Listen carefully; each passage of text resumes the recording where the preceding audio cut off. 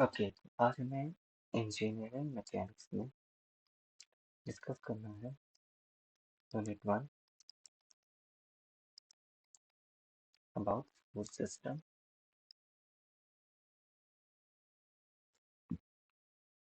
Food system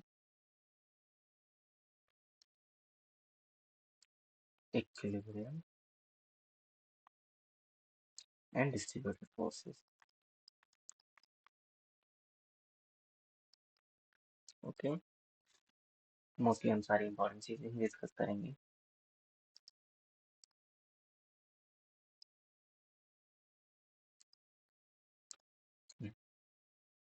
unit 1 में हमारे पास important things में क्या है?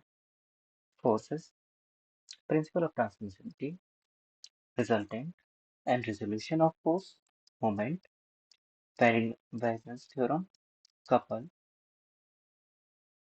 इसके बाद इक्विलिब्रियम में हमारे पास इंपॉर्टेंट में क्या है? Free body diagram, equation of equilibrium and उससे रिलेटेड क्वेश्चन। उसके बाद डिस्ट्रीब्यूटेड फोर्सेस में हमारे पास डिस्ट्रीब्यूटेड फोर्सेस में क्या है? Determination centre of gravity, centre of mass, centroid end moment of inertia and composite body, radius of gyration, parallel axis theorem, etc. तो चलिए हम सिलेबस पे चलते हैं डायरेक्ट में। फोर्स, फोर्स क्या है? बेसिकली फोर्स एक बॉडी है, उस पर आप धक्का लगा रहे हो या उसे खींच रहे हो, ठीक है? किसी भी डायरेक्शन से खींच रहे हो उसे हम, या किसी भी डायरेक्शन से धक्का लगा, दैट इज फोर्स।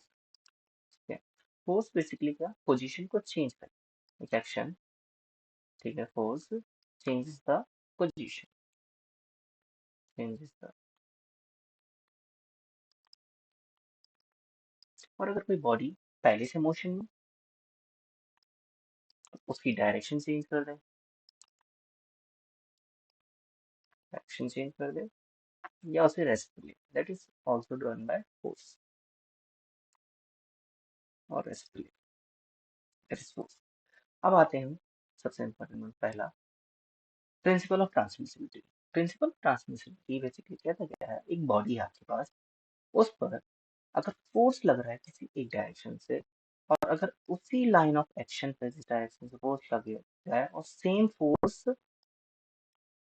किसी और तरफ लग जाए, उसी लाइन ऑफ एक्शन पे सेम डायरेक्शन में चाहिए फोर्स लग जाए, तो ये क्या होगा?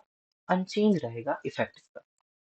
इसलिए ये कहता है, this principle states that the effect of force on a rigid body remain unchanged if the force is moved along the line of action. Example के लिए भी मिल गया, if you are pushing a stall car from the back with 100 Newton, the effect on the car motion is exactly the same as you stood in front and pull it with 100 Newton. Assume ये करना है हमें कि जो हमारे action है कि वो सेम लाइन में ही होना चाहिए, सेम स्ट्रेट लाइन में। ओके, आगे बढ़ते हैं। ये फोर्स की डेफिनेशन यहाँ एग्जैक्टली नहीं है, फोर्स की डायरेक्शन यहाँ दी है। फोर्स क्या है? Force it is agency which changes और tends to change the position of rest और of uniform velocity motion of a body. A force can produce pull, push or twist. It can also twist the body. Okay? Forces में आगे देखते हैं हम compressive forces.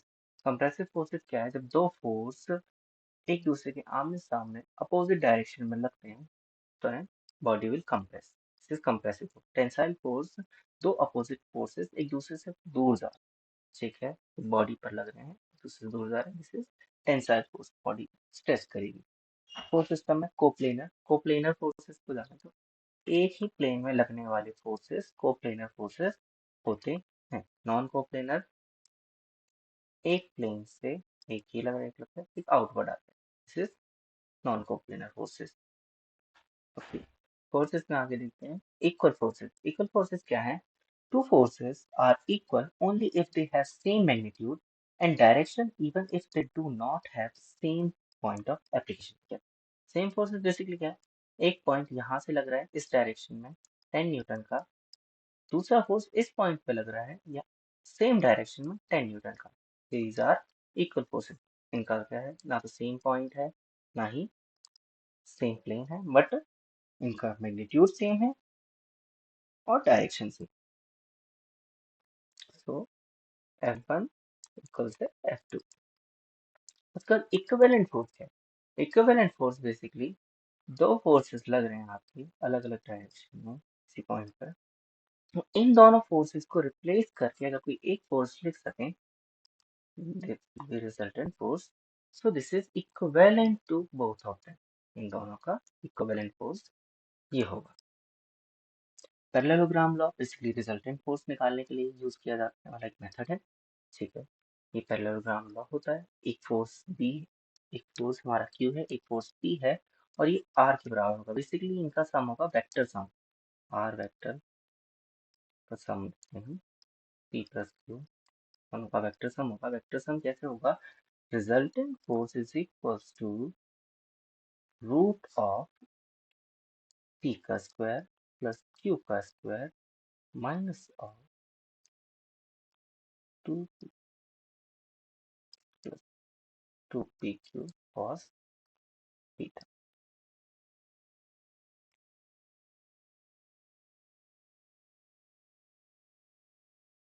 Okay, parallelogram law हो गया। उसके बाद ट्रायंगल लॉ है। ट्रायंगल लॉ में बेसिकली हम रिजल्टेंट दो फोर्सेस के बीच का रिजल्टेंट फोर्स फाइंड कर सकते हैं बाय मेकिंग एन ट्रायंगल। ये इनके बीच का एंगल है 1 और ये F2 है, जैसे हम P और Q से डिनोट कर रहे हैं। ठीक है, इसका रिजल्टेंट R फोर्स जो है वो इक्वल्स होता है P square plus Q square minus 2pq cos beta. बस फर्क सिर्फ क्या है पैरेललोग्राम और ट्रायंगल लॉ में, यहाँ माइनस आता है और यहाँ पे प्लस आता है। ये तो फिर दो फोर्सेस के लिए। व्हाट इफ दो फोर्स से ज्यादा फोर्सेस हो, जैसे कि एक पॉइंट है, एक फोर्स आपका यहाँ है, एक फोर्स आपका यहाँ है, एक यहाँ है, एक यहाँ। ठीक है, F1 F2 F3 and F4। तो इसमें बेसिकली हम करेंगे क्या, हम इसमें रिजल्टेंट फोर्स निकालने के लिए सबसे पहले एफ एक्स में जितनी फोर्स है उनको निकालेंगे, उसका स्क्वायर प्लस एफ वाई में जितनी फोर्सेस हैं उनका रूट लगा देना। तो इस तरीके से रिजॉल्व करेंगे। आइए उसी को देखते हैं हम आगे। रेजोल्यूशन बेसिकली क्या है? Breaking a single force into two components, usually F X and F Y. ठीक है, अगर एक फोर्स एफ आपका इस तरीके से लग रहा है, तो जहाँ बेस के साथ वो एंगल बनाएगा वो हो जाता है हमारा एफ कॉस थीटा, और परपेंडिकुलर वाला एफ साइन थीटा। और अगर कोई फोर्स इस तरीके से, बेसिकली हमें इसमें ध्यान रखने वाली क्या बात है, हमारा फोर्स की डायरेक्शन किस तरफ है। फोर्स की ऑलवेज डायरेक्शन में ही हम थीटा को देखना है हमें, कि एक्स के साथ किस तरीके से थीटा बनेगा। तो इसमें हम थीटा इधर ना लेकर के इधर लेंगे, और हमारा एफ एक्स कॉस थीटा यहाँ आएगा और एफ साइन थीटा यहाँ। उसके बाद आते हैं आगे हम resultant, the opposite combining multiple forces into one single mega force that represent them all, this is resultant। Means अगर ये दो फोर्स दिए होते हमें और हम एफ फाइंड कर रहे होते तो इनका रिजल्टेंट होता। मोमेंट, मोमेंट क्या है? Moment tendency to force, tendency of force to rotate an object about an axis. इसका फॉर्मूला क्या है? हमारा मोमेंट का फॉर्मूला है force into displacement. Force into displacement, moment basically एक बॉडी है आपकी, इस पर फोर्स लग रहा है एफ, और ये इसे इसके एक्सेस के अबाउट रोटेट करते सिर्फ मोमेंट। वेरिग्नन्स थ्योरम क्या है? वेरिग्नन्स थ्योरम बेसिकली है the principle of moment. Principle of moment कैसे है ये? The moment of a force about any point is equal to the sum of the moments of its component about the same point. मतलब क्या है, किसी body पर force लग रहे हैं आपके, एक से ज्यादा फोर्स लग रहे हैं, तो उनका समीशन, हर फोर्स का समीशन, हर फोर्स का समीशन इक्वल होगा उनके मतलब हर फोर्स के मोमेंट का समीशन इक्वल होगा रिजल्टेंट जो फोर्स है उसके मोमेंट के। ये डायरेक्टल थ्योरम्स कहते हैं। जैसे कि यहाँ देखते हैं हम, लाइक एक क्यू फोर्स लग रहा है, एक पी फोर्स लग रहा है। अगर मैं इसका सेपरेट मोमेंट निकालूं एम क्यू, और इसका सेपरेट मोमेंट निकालूं mp, इनको सम करूं mq प्लस mp, ये इक्वल होगा mr डायरेक्टनेस थ्योरम। ये इस तरीके से क्वेश्चन आ सकते हैं इसमें कि एक आपको बॉडी की फिगर है, उस पर एक या एक से ज्यादा फोर्सेस इस तरीके से लग रहे हैं, तो बताइए रिजल्टेंट फोर्स क्या है। तो इसमें हमारा मूवमेंट यूज होता है। ओके, कपल क्या है? A couple, a couple consists of two parallel forces that are equal in magnitude, opposite in direction, and separated by a distance. A couple produces pure rotation, no linear translation. Property क्या है couple की? The moment of couple is the same about any point in its plane. Application: turning a screwdriver or a steering wheel. Means क्या है? हम circle के example से देखते हैं। ठीक है, एक फोर्स आपका इधर लग रहा है, सेम फोर्स आपका इधर, जो रोटेशन होगा इसमें, that is your pure rotation, because both are equal forces opposite direction में लग रहे हैं। ओके, कपल से, कपल कहाँ से आया हमारा? कपल बेसिकली पैरेलल फोर्सेस के एग्जांपल से। पैरेलल फोर्सेस के टाइप्स देखते हैं। पैरेलल फोर्सेस में क्या है? पैरेलल फोर्स में सबसे पहले like parallel forces. Like parallel forces क्या है? दो फोर्स लग रहे हैं आपकी, जो कि मैग्नीट्यूड में सेम हो भी सकते हैं और नहीं भी, पर इनकी डायरेक्शन सेम है, are known as parallel forces. ठीक है, उसके बाद है unlike unequal parallel forces, means direction भी अपोजिट और मैग्नीट्यूड भी different. These are unlike and opposite parallel forces. फिर unlike but equal opposite forces, यानी पैरेलल फोर्सेस में क्या है? डायरेक्शन तो अपोजिट है दोनों की, बट मैग्नीट्यूड सेम है। Magnitude 1 is equal to magnitude 2। So this basically हमने कहाँ पढ़ा था अभी? सेम चीज कपल उसी के एग्जांपल, बेसिकली इंफॉर्मेशन है, ठीक कर सकते हैं। आर्म ऑफ कपल, कपल के बारे में हम देख चुके हैं। मोमेंट ऑफ कपल भी फोर्स इनटू डिस्प्लेसमेंट, ठीक है, होता है। इसके बाद आगे चलते हैं इक्विलिब्रियम। इक्विलिब्रियम में क्या है हमारे पास? इक्विलिब्रियम बेसिकली क्या है? किसी बॉडी पर एक से ज्यादा फोर्सेस लग रहे हैं, बट वो फिर भी इक्विलिब्रियम में। ठीक है, तो इस कंडीशन में क्या क्या है? एफ एक्स में जितने फोर्सेस लग रहे हैं इनका summation is equal to zero, F Y में जितने फोर्सेस लगे इसका summation is equal to zero.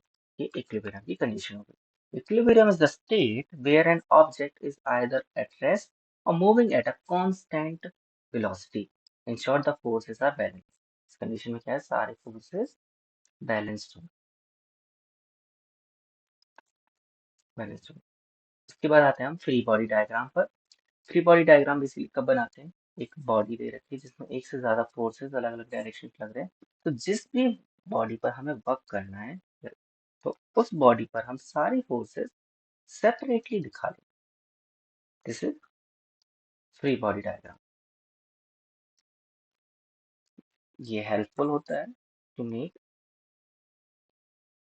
Calculation easy. ठीक है, किस किस तरीके, कौन कौन से फोर्सेस को अलग अलग दिखा सकते हैं इसमें? Ground forces, walls and cables etcetera. Equilibrium condition जो अभी हमने ऊपर देखी, F summation of F X is equal to zero, summation of F Y zero. एक और summation of moment is also free body diagram है। ये कंडीशन आप पढ़ सकते हैं। इसके बाद आगे चलते हैं।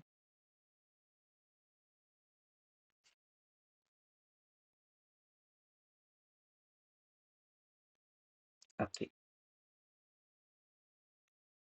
To force and three force member. Two force क्या है? Two force member, a member with force acting at only 2 points.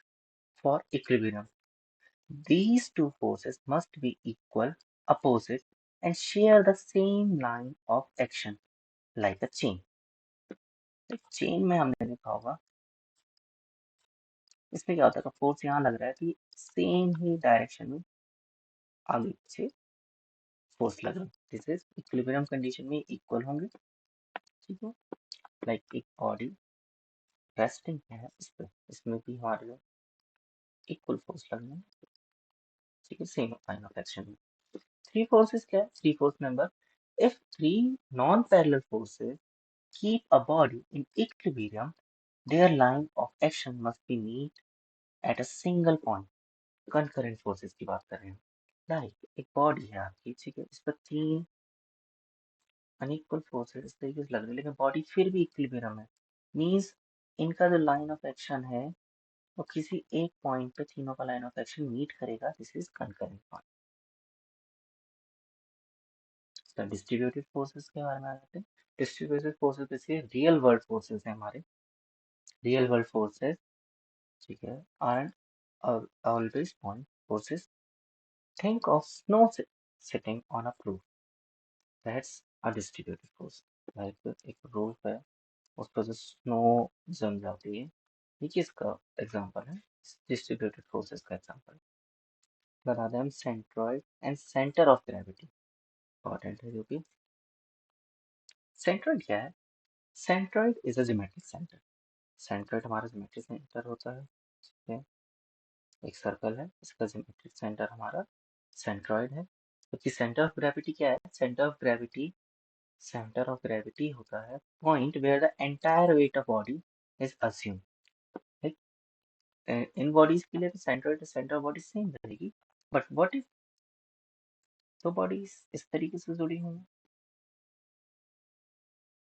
तो इनके लिए सेंटर ऑफ ग्रेविटी डिफरेंट हो सकता है एंड सेंट्रॉइड। कंपोजिट बॉडी है, कंपोजिट बॉडी बेसिकली एक या एक से ज्यादा बॉडी कनेक्टेड है, लाइक एग्जांपल के लिए हम टी शेप ले लेते हैं, कंपोजिट बॉडी, ये कंपोजिट बॉडी है। अब इन पर वर्क कैसे किया जाता है, इनका सेंट्रोइड निकालना है तो हम इनको सेपरेट करें, हम ऊपर वाली बॉडी का अलग निकालेंगे और नीचे वाली बॉडी का अलग निकालेंगे, फिर दोनों कंबाइन कर देंगे, तो हमारा कंप्लीट बॉडी आ जाएगा। यही कंपोजिट बॉडीज में कहते हैं। Instead of using complex calculation integration for every shape, we break weird shape into simple rectangles and triangles and use a weighted average, so इसका एवरेज निकाल लेते हैं। इसका है moment of inertia, moment of inertia जिसके about body rotate कर रही है, बेसिकली रोटेशनल लेजीनेस होता है। It describes how difficult it is rotate an object और how much a beam will resist bending, ठीक है। एरिया मोमेंट ऑफ इनर्शिया और मास मोमेंट ऑफ इनर्शिया, ठीक है, ये अलग अलग जगह यूज होने वाली चीजें। ये कहाँ होती है हमारा, ये सिविल मैकेनिकल इंजीनियरिंग में यूज होती है, हम सब्जेक्ट है हमारा mechanical engineering, use to calculate how object spin, ये mass moment of inertia. Parallel axis theorem, important one, parallel axis theorem, ठीक है। बेसिकली कैसे समझेंगे, एक बॉडी है, रैंडम बॉडी ले लेते हैं हम, एक रैंडम बॉडी है ये, अगर आपको इसका सेंटर के अबाउट मोमेंट ऑफ इनर्शिया पता है और हमें दूसरा पूछा था कि किसी और एक्सिस के अबाउट निकालो, तो हमें अगर सेंटर के अबाउट पता है तो हम इससे एक पैरेलल डिस्टेंस पे वो एक्सिस लेंगे जिसके अबाउट हमें निकालना है, तो ये डी हो जाएगा हमारा। तो इसके लिए हमारा फॉर्मूला क्या है फिर, पैरेलल एक्सिस थ्योरम के लिए, और इस वाले एक्सिस इसके अबाउट अब हमारा आई आएगा, I is equal to I C plus M D square, ठीक है, जिसमें आई सी क्या है, आई सी सेंटर के अबाउट हमारा मोमेंट ऑफ इनर्शिया है, एम क्या है, total mass of object, D क्या है, distance between the two rotation axis, okay. Parallel axis theorem भी होगा हमारा। आगे चलते हैं हम, आते रेडियस ऑफ गायरेशन पे। रेडियस ऑफ गायरेशन क्या है, this is the theoretical distance, radius of gyration, so theoretical distance from the axis where if all the area were concentrated, the moment of inertia would remain the same, I is equals to a k square, formula है, ठीक है। ये same रहेगा अगर किसी body का moment जो area है किसी एक जगह पर कॉन्सेंट्रेट कर दिया जाए, ठीक है, ओके। तो कुछ बॉडीज का नाम लेते हैं हम, क्या position of centre of mass. ठीक है, ये जानना क्यों है हमें? लाइक हमारे जो शेप्स आएंगे उनका फाइंड करना है हमें। उस तरीके से नहीं, रेगुलर शेप्स होंगे, लाइक ऐसे इस तरीके से शेप बना होगा। ठीक है, उसमें इस तरीके से होगा और कहेगा फाइंड करो इसका सेंटर ऑफ मास। तो उसके लिए हमें सेमी सर्कल का पता होना चाहिए, इस कंप्लीट शेप का पता होना चाहिए। फिर हम कंप्लीट शेप में से लाइक हम लेते C centre of complete minus, हम इस वाले का मास करेंगे सी जो हाफ है हमारा, सेमी सर्कल है हमारा, इसका हम माइनस कर देंगे। अब एग्जाम सबसे पहले है half ring. Half ring, half ring का हमारा पूरा सेंटर ऑफ मास क्या होता है, वाई के अकॉर्डिंग होता है 2r divide by pi, 2r divide by pi. उसके बाद सेगमेंट ऑफ रिंग, इसमें थीटा डिपेंड करता है, जिस r sine theta divide by theta, ये भी बाई के अलॉन्ग होता है। इसीलिए हम सिमेट्री देखते हैं कि सिमेट्री किसके अलॉन्ग है, हमारी जो भी रैंडम शेप है वो जिसके अलॉन्ग सिमेट्रिक है उसके अलॉन्ग हम अपना सेंटर ऑफ मास फाइंड करते हैं। हाफ डिस्क, हाफ डिस्क का होता है 4r बाय 3 पाई। उसके बाद है sector of a disc, 2r sine theta by 3 theta. फिर hollow hemisphere r/2, solid hemisphere 3r/8, hollow cone h/3। इसके बाद कुछ शेप्स हैं जैसे कि uniform ring, centre of ring होता है इसका, uniform disc, centre of disc, जिनका सेंटर होगा वही है, uniform rod, centre of rod, solid sphere या hollow sphere, centre of solid sphere. ठीक है, ट्रायंगुलर प्लेन जहां पे भी इनका मीडियन जो कि है इंटरसेक्ट करेगा वो पॉइंट हो जाएगा। उसके बाद है हमारा रेक्टेंगल, जहाँ पे डायगोनल इंटरसेक्ट करेंगे, डायगोनल का इंटरसेक्शन मिलेगा। और सिलेंडर, हॉलो सिलेंडर में जो भी हमारी एक्सिस लाइन है उसका मिडिल पॉइंट होगा वो हमारा हो जाएगा। उसके सेंटर ऑफ मास का कंटिन्यूअस डिस्ट्रीब्यूशन में फॉर्मूला क्या है, किस तरीके से निकालेंगे, कोई भी रैंडम शेप दे रखी है अगर हमें, तो बेसिकली उसका फॉर्मूला है R C M is equal to 1/m total mass integration of R D. के ये आर सी एम है, लाइक एक्स के अलावा, वाई के अलावा और जेड के अलावा, डिपेंड करता है किस तरीके की बॉडी दे रखी है हमें। ठीक है, ये हमें उसके बाद moment of inertia, moment of inertia कुछ बॉडीज के देख लेते हैं, फिर उसके बाद बाकी का हम पैरेलल एक्सिस थ्योरम से निकाल सकते हैं। सबसे पहले थिन लूप या रिंग, थिन लूप बोले या रिंग बोले, इसका क्या होता है mr² सेंटर के अलावा। ठीक है, तो इसके बाद थिन हुक, किसमें है ये डायमीटर के अलाउंग है, इसलिए इसका सेंटर के अलाउंग, ये थ्रू डायमीटर, ये हो जाता है 1/mr² प्लस 1/12 mw²। डब्ल्यू क्या है यहाँ पे, विड्थ है बेसिकली स्पेस। उसके बाद आगे चलते हैं, उसके बाद सॉलिड सिलेंडर या डिस्क या और सिलेंडर सेम होता है दोनों के लिए, through centre half mr²। Hollow cylinder या हॉलो रिंग के लिए थ्रू सेंटर क्या है, हाफ m ब्रैकेट में r1 का स्क्वायर प्लस r2 का स्क्वायर। इसका यूनिफॉर्म स्फेयर है हमारा, जिसमें सेंटर के अराउंड क्या है 2/5 उसके बाद रॉड, रॉड का है 1/12 ml²। उसके बाद रॉड का एंड के थ्रू 1/3 ml²। और उसके बाद है हमारा एक रेक्टेंगुलर प्लेट, इसका 1/12 ml² प्लस डब्ल्यू का स्क्वायर, डब्ल्यू स्क्वायर थे। कुछ क्वेश्चन हैं आप कर सकते हैं, फिलहाल हम आगे टॉपिक देखते हैं आगे। आगे बढ़ते हैं, क्या हमारा पप्पोस एंड गोल्डनस थ्योरम, क्या बेसिकली चीट कोड्स होते हैं जियोमेट्री के, चीट कोड्स जियोमेट्री के। they provide a simple way to calculate the surface area and volume of a solid by revolution। एक ऐसे जब हम 2D शेप का रेवोल्यूशन कर देते हैं तो एक सॉलिड बन जाता है, तो उसका हम एरिया और वॉल्यूम फाइंड कर सकते हैं बाय दीज मेथड्स। ठीक है, इसमें सबसे पहला थ्योरम कहता है सरफेस एरिया को फाइंड करना। आपने एक बॉडी को रोटेट किया, ठीक है, रोटेट किया, बेसिकली एक ट्रायंगल को रोटेट करने पे कोन फॉर्म हो जाता है। अगर इसका सरफेस एरिया फाइंड करना है, सरफेस एरिया कैसे फाइंड करेंगे? The first theorem relates the area of surface of revolution to the length of the generating curve and the distance traveled by its centroid। ठीक है, तो मेन फॉर्मूला हमारा ये है जो हमें याद रखना है। Area is equal to L into theta into R. ठीक है, आर बार। तो एल क्या है? L is the length of the generating curve. Theta क्या है? Theta is angle of rotation in radius, usually 2 pi और a full revolution. R bar क्या है? R bar is the perpendicular distance from the axis of rotation। उसके बाद second theorem क्या कहता है हमारा? सेकंड थ्योरम है relates the volume of solid of revolution to the area of the generating shape by its centroid, travel by centroid.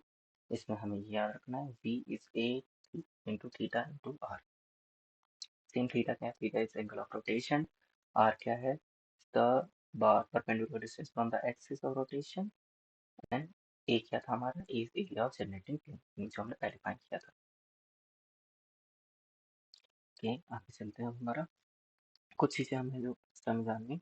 Centre of gravity, ठीक है, कुछ शेप्स के लिए अगर हमें शेप दी है जिसकी साइड हमें ए और बी दी हुई है, तो एरिया ए बी होगा। Centre of gravity X C का लॉन्ग क्या है? A by two. Y C का लॉन्ग क्या है? B by two. अगर एक हमें वो दिया है जो ट्रायंगल जिसकी हाइट एच और बेस बी दिया है, area half into P H, X C का लॉन्ग 0 है और वाई का लॉन्ग एच बाई 3 है। एक क्वाड्रेंट दिया है, इसका area pi R square by 4 दिया है होगा, तो इसका एक्स इक्वल 4r/3 पाई और वाई लॉन्ग भी 4r/3 पाई। सेमी सर्कल दिया है, area pi R square by 2, Y के लॉन्ग 0, मतलब एक्स के लॉन्ग 0 और वाई के लॉन्ग 4r/3 पाई। उसके बाद एक क्वेश्चन देखते हैं हम, मोस्टली इसी टाइप के क्वेश्चन आते हैं, इस टाइप के, या फिर और मैं एक बार आपको क्वेश्चन दिखाता हूँ पहले कैसे क्वेश्चन आते हैं। ये वही क्वेश्चन है। पहला क्वेश्चन आप देख सकते हैं, प्रिंसिपल ऑफ ट्रांसमिसिबिलिटी, ठीक है, important one. Free body diagram, the Diagonals theorem, radius of gyration, Pappus and Goldinus theorem। उसके बाद ये कुछ क्वेश्चंस हैं, ठीक है, ये है जिस क्वेश्चंस की मैं बात कर रहा था कि इस टाइप के क्वेश्चंस आते हैं। ठीक है, आपको उस पूरी फिगर को पहले निकालना होगा, फिर उसके बाद इन दो सेमी सर्कल्स को माइनस करना होगा सेंटर फाइंड करने के लिए। रिपीटेड वन है अगेन, सेम क्वेश्चन रिपीट हुआ है। और ये लाइक इस पूरी शेप का आपको फाइंड करना होगा, ट्रायंगल का माइनस करना होगा, बस क्वाड्रेट का माइनस करना होगा। इसीलिए हमने ये देखा कुछ पार्ट जिनकी हेल्प मिलती है हमें क्वेश्चंस करने में। उसके बाद ये देखते हैं, अगर हमें इस शेप का सेंट्रोइड फाइंड करना हो तो हम क्या करेंगे? सबसे पहले हम चेक करेंगे क्या इस शेप में कहीं पे भी सिमेट्री मिल रही है हमें। हाँ, तो हम देखेंगे इसमें वाई के लॉन्ग सिमेट्री मिल रही है इस तरीके से, तो हमारा ये पता चल गया जो हमारा सेंट्रोइड होगा वो इसी लाइन पर कहीं ना कहीं होगा। अभी फाइंड क्या करेंगे? तो एक्स में तो 0 हो गया, तो वाई में हम पहले इस तीन शेप्स को अलग अलग फाइंड करेंगे। तीनों शेप का ऊपर वाली शेप 1 2 और ये थर्ड शेप, तीनों का अलग अलग फाइंड करेंगे हम। तो A1/1 फर्स्ट के लिए, A2/2 सेकंड के लिए और A3/3 थर्ड के लिए, और डिवाइड इन तीनों का एडिशन करके divide by A1 plus A2 plus A3, इसमें हमारा वाई के जो आंसर आएगा वो हो जाएगा। अब एक चीज और रह गई थी, लामीज थ्योरम। लामीज थ्योरम में बेसिकली फोर्सेस फाइंड करने के लिए यूज किया जाता है। इसमें ट्रायंगल और इस तरीके से फोर्सेस हो सकते हैं। इसमें क्या होता है कि अगर आपको एक फोर्स पता है तो आप बाकी के सारे फोर्सेस को फाइंड कर सकते हैं। ये रिलेशन होता है F1/sin θ1 equals to F2/sin θ2 equals to F3/sin θ3। दोनों पे ही ये अप्लाइड होता है। इसमें फोर्सेस यहाँ पर लग सकते हैं आपके, ठीक है, इस तरीके से फोर्सेस लग सकते हैं। ओके, हमारा चैप्टर होता है खत्म।